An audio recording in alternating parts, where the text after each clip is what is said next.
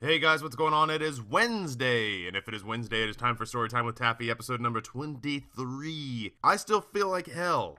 My voice, I don't know if you can hear it, my voice is still screwed up. It's been over a week. I don't know if it's allergies or some sort of illness. My headache is gone, my sort of nausea and scratchy throat is gone. The fatigue's still an issue. I still am coughing up a lot of stuff, and I still have some really nasty drainage, so everything that's left is still sort of funked up respiratory stuff. But I couldn't make you guys wait for 2 full weeks for another story time, so I'm going to jump into this, and you'll just have to excuse me if I sound like crap. It will take me longer to edit out because I'm sure I'll have a lot of throat clears and coughs and whatnot. But I sort of figured I didn't have to sweat it too hard because I'm not telling a full-blown story this week. I dived into the questions that were posed to me in the previous story time. As far as a channel update goes, there's not a whole lot to update. We're out of PAs and we're out of PA guests, so we're working on that, and when we get them put together, we will have new PAs. Last week, instead of posting on Respawn, we had a COD 4 PA that posted to the channel. Rob is talking to our t-shirt guy on today's Wednesday. Oh yeah, so holy shit. Rob has a meeting with the t-shirt guy today. And we officially have our tickets to fly out to LA, so we'll be doing LA June 17th through the 20th and hopefully recording a little bit of maybe Inbox and maybe Radio Respawn. Let's jump into story time, and as I mentioned before, we are not going to do a traditional story time today. We are going to do a rapid fire Q&A. A couple of prefaced premises. If you do not get your question picked, it is not because I don't love you. It was because I either did not have an interesting answer or the answer I had threatened to turn this into a full-blown episode. So this is all about the rapid fire Q&A, and maybe with the other ones I'll come back to them later on. Premise number 2, if I answer a question and you asked it but I answered it from someone else, don't be bitchy about it. Just be happy that the question got answered. There were questions that were asked more than once by more than one person, but I was doing this at 1 in the morning after work, cropping all these questions out. My son had been sick all day. I'm not feeling well, so I apologize if you don't feel like you got your due respects. But I answered your question. I just answered it because someone else asked it and I got to theirs first. So I don't know. I don't know if there's any sort of lesson to be taken away from that. So without further ado, Shonda Hybrid, what's your favorite color? Orange. Orange is my favorite color. I sat down with a crayon box when I was a kid and I picked out blue and pink and said those have been used too often, and then I fanned the rest out. I said which one gets picked less than any other? Orange. Orange it is. Blue Rock Orphan says, where did you go to college? I went to the prestigious Boise State University in Boise, Idaho. Go Broncos. In August, I will go to Virginia Commonwealth University and start my graduate degree in advertising. And hopefully I can use these short, snappy witticisms to sell ketchup one day. I don't know. I'm ready to sell out, though. Evan Youngblood 3 says, who's your biggest inspiration? This is kind of a downer for me, and the fact that when I thought about it and the more I thought about it, my parents are my inspiration for both my personal life, my relationship with my wife, my career, and it's because of the mistakes they made. They did a lot of things right. My dad was a good dad, my mom was a great mom, a little overbearing from time to time, but good. And a lot of my inspiration is to do correctly what I feel like they messed up, which was not a long list, but the things that were on there were potent. For example, I would like to stay loyal to my wife for the entirety of our remaining lives. I would like to sort of allow my children to figure things out without always feeling like I have to have my hands in it. And unlike my dad, I would like to do a job that both pays the bills and doesn't make me want to take a toaster into the tub with me. Gunblazer59 says, how long have you been married, and what was your favorite memory in the time that you've been married? I've been married for, oh geez, God, it's been 4 years coming up. And the easy answer for what is your favorite memory is my son being born. I won't go into the details. Out of respect for my wife, who went through most of it, it's not completely my story to tell. I don't know, maybe I'll get clearance from her to be nondescript. There's some gory, weird fucking stuff that happens when a baby's born. It's like a really sentimental horror movie. So I mean, it's awesome because out of it you get this kid, but I'm not one of those people who thought he would be very excited about being a dad, and it took about 6 months for me to really warm up to the idea. It wasn't because my son did anything wrong. It's just that babies in general, for the first half year they're alive, do nothing but eat, shit,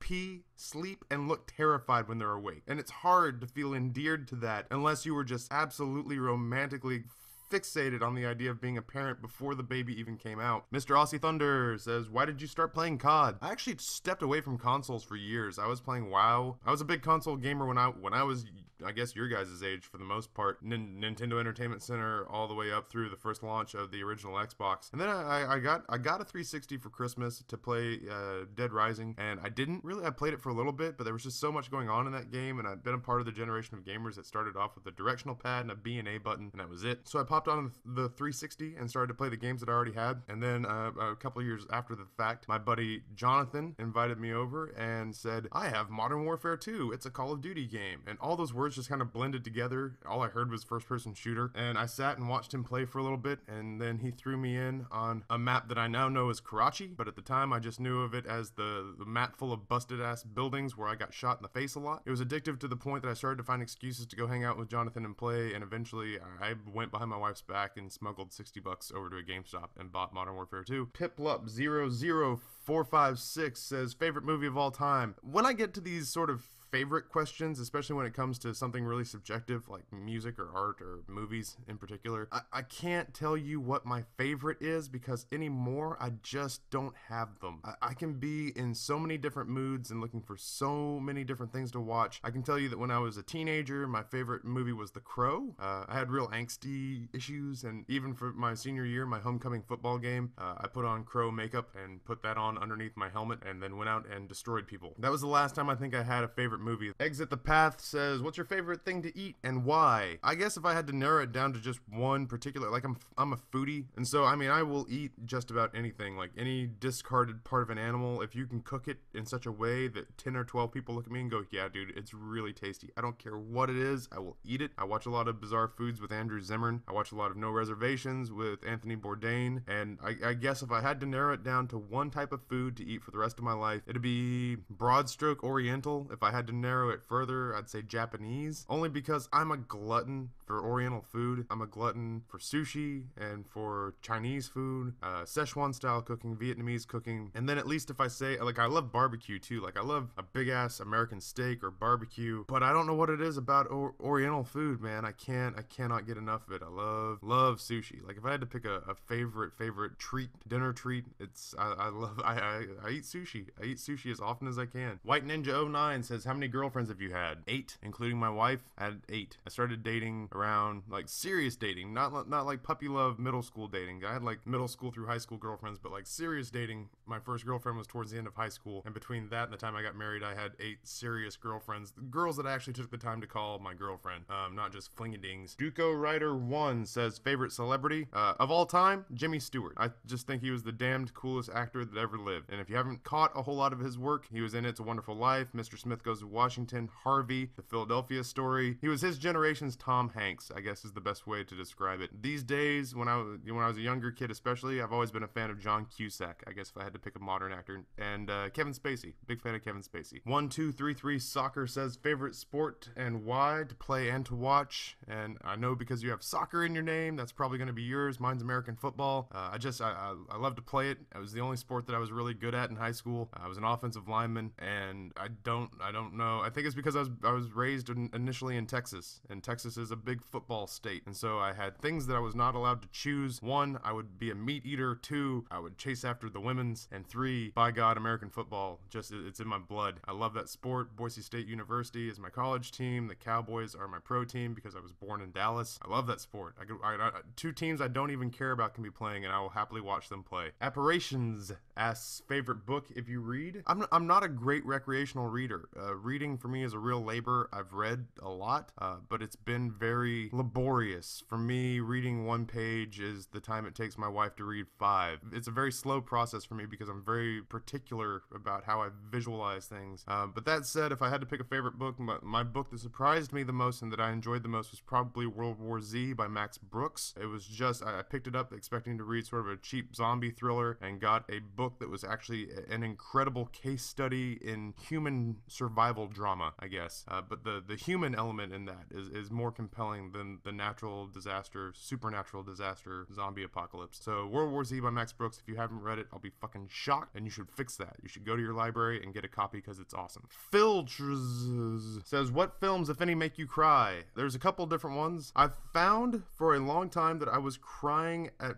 films about people overcoming bias and prejudice to understand other people better. So films like the final scene in Glory. Oh God, how do you watch Glory and not cry? Or Remember the Titans, another movie at the end where you're just like, God, like sports dramas too, big sports dramas where people overcome. The Green Mile. If you don't cry during the Green Mile, then I might have to kill you because the human race will be better off without you. And then recently it's the new development. Now that I've had my son, I find myself getting real emotional during movies where babies, infants, toddlers, children gentlemen are in peril and or hurt. Awkward gym moment is the statement / question given to us from Thor V of Thunder. I have 2 awkward gym moments. One was when I was at a gym in Philadelphia that was noted for being the big local gay gym, but it was cheap and it was really clean and it was right next to my apartment, so I had no problem signing up there. And as I went to the men's locker room to change all the time, you know, I was cognizant of the fact that I was just like, oh right, kind of the gay gym, so when I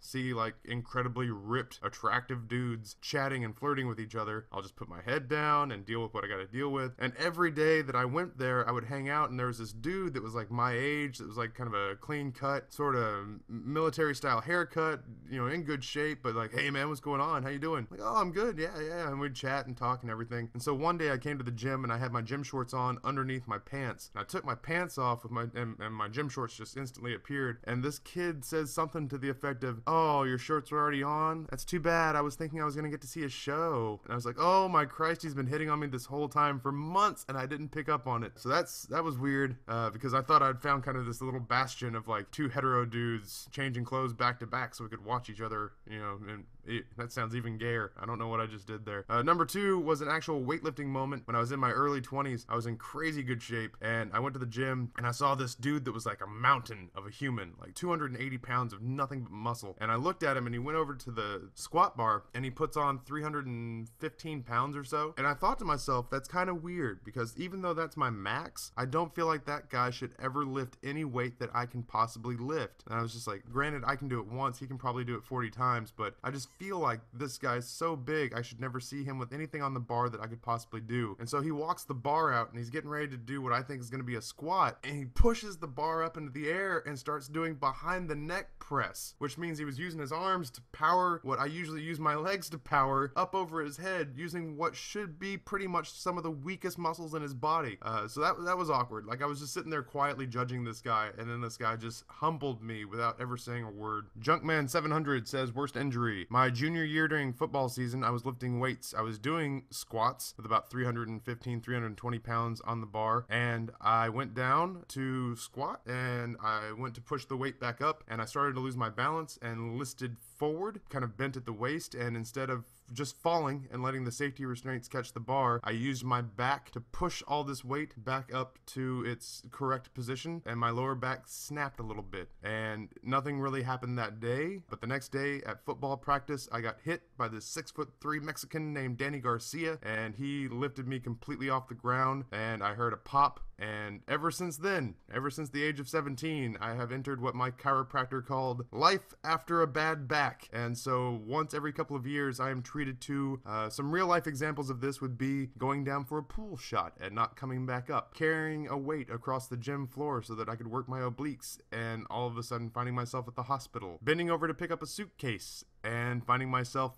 decommissioned for 3 days. So that's the worst injury I have because it continues to linger and haunt me today. M911ification says, Taffy, favorite beer in college. My favorite beer in college was Fat Tire by New Belgium Brewing Company. It was the first beer that I had that taught me that I didn't have to drink shitty, piss yellow, weak flavored beer. And I don't even think Fat Tire is the best amber on the market, but for sentimental reasons, it's the beer that broke me out of my slump and taught me that there were many awesome microbrew beers in every part of the world, and that I should try those before I go to the sort of big standards. Only the very best says, favorite superhero, Plastic Man. He's like Mr. Fantastic, but a pervert and a criminal, and any man that would turn himself into a Versace dress so that Wonder Woman would slide him over her nude Amazonian body is alright by me. Plastic Man, by God, grab some JLAs, look him up. Wells01 says, what's the dumbest thing anyone's ever said to you, Taffy? I was working in a restaurant one time and a lady asked me, how many scoops are in a scoop of ice cream? Flaming Llama Corns says, Taffy, your stories remind me so much of stand-up comedians. Have you ever done an open mic? If not, you should. I was actually asked this by local Richmond comedians. I did the inaugural show of a group here in town called Fool's Day Comedy, which was sketch, improv, interactive comedy group, and the first show went really, really well. It was the first actual sort of get in front of a mic stand-up style comedy I'd ever done, and I was really nervous. Like, I don't get nervous because I have a theater background, a sports background, a public speaking background, so this isn't anything that's new to me, getting up in front of people, but this time it was for comedy's sake, and comedy's so much harder than anything else because it's so subjective, and when people aren't made to laugh, they actually get angry. And so I got up and was getting ready to go up in front of the crowd, and the lights go off, and a laser laser light show starts and they start playing Queen's We Will Rock You, and I felt like there was now a social contract where I had to be as badass as Queen's song was, or else the crowd would turn on us. But fortunately, the show went really well, and I was approached by a bunch of local stand-up comedians who asked if I would ever be interested in doing some open mic and some things like that. And I just quit acting, and I spent 10 years on that, and the odds of becoming a successful actor are actually better than becoming a stand-up comedian. Stand-up comedians have a thankless path to travel to get to where they are recognizable, and I just didn't feel like swapping out one pipe dream for another. BK Windsors says, favorite TV show? Probably The Walking Dead right now, followed by Mad Men, followed by, what else do I watch? I watch Burn Notice, Castle. I like Suits. Basically AMC, USA, and anything on those networks I can basically watch pretty easily. I don't watch a whole lot of primetime television anymore. I think the last thing that I watched on primetime television was Pushing Daisies, back before he got canceled. That show was awesome. And back when I had Showtime, I watched the shit out of Dexter. I'm sure I would be into like Game of Thrones and stuff like that, and I've had friends that have told me it's a sin that I don't watch it, but it's just because I can't afford premium cable right now, which blows. But there are so many hours in the day. Grim Reaper 33303 said, which came first, the chicken or the egg? I've always hated this question. It's obviously the egg, because there were reptiles before there were birds. Like, it's not even a hard question. It's like an existential question that's supposed to make people think, but it's like going like 1 + 1 = what? It's common sense. I don't know, maybe I'm wrong, maybe I totally missed the point, but still, I've never liked that hypothetical deep thought question. FoxDude95, boxers or briefs? That one actually came up a lot. Boxers. I like letting my boys have a mansion to live in and not a studio apartment. Don't like my stuff all cramped up. I got big genitals. Fistful of ass. Classic question. Tits or ass? Well, fistful of ass. You'll be pleased to know I'm an ass man. Mostly because of the simple fact that if a chick has a cute booty, everything else tends to fall in line. But those are, like, girls can have, like, big impressive racks and everything else is all wonky and messed up. So I've found that if the ass falls into place, everything else is quick to follow. Danny Truscott says, favorite TV character? Mine is either Spock or Dexter. And while I believe Dexter is an awesome TV character, I think my all-time favorite TV character is Captain Malcolm Reynolds from Firefly, the short-lived Fox series that Fox managed to fuck up and get thrown off the air that was amazing. The Original Hotness says, favorite YouTube star? Mine's probably Onslaught. I could just watch that guy play for hours, but I mean, recently I've been watching a lot of Wicked Shrapnel, and originally I got hooked on CNNers and Hutch, so it's always kind of changing. B-Bat-Masta says, what's been the most disgusting food you've ever eaten, Taffy? And that was probably a Filipino restaurant I was in here in Richmond, and my buddy's Filipino dad ordered a plate of fried pig intestine and wouldn't tell us what it was until after we tried it. And so initially I bit, and it was salty and crispy and good, and I bit hard enough that it popped, and on the inside was slimy, slick entrail and a pocket of hot frying oil that had managed to become trapped. So I chewed on it, and it exploded hot, greasy intestine oil into my mouth, and that was just fucking nasty. I mean, it was really, really foul. Oh, cool. All right. I was just tearing through these, and now I have reached a handful that I grabbed because they are actually old episodes, and I understand we're 24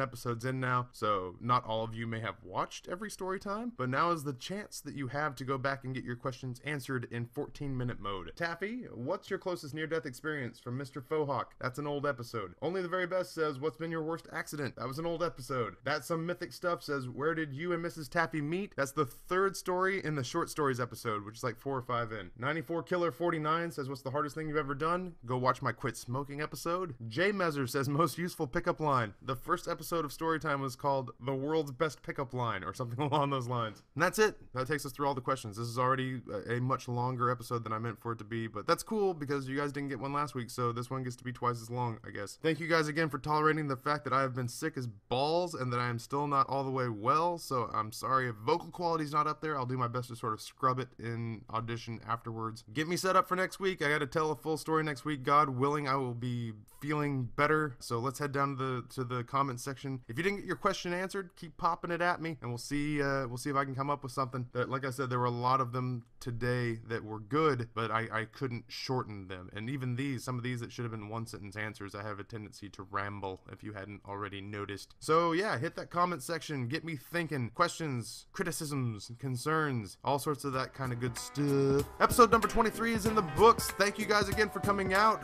Missed you guys. Happy to be back. We're going to try to get this channel back on track before we head down to LA in June to Occupy Respawn. On behalf of the Mr. Woofles channel, this is Taffy, and I am out.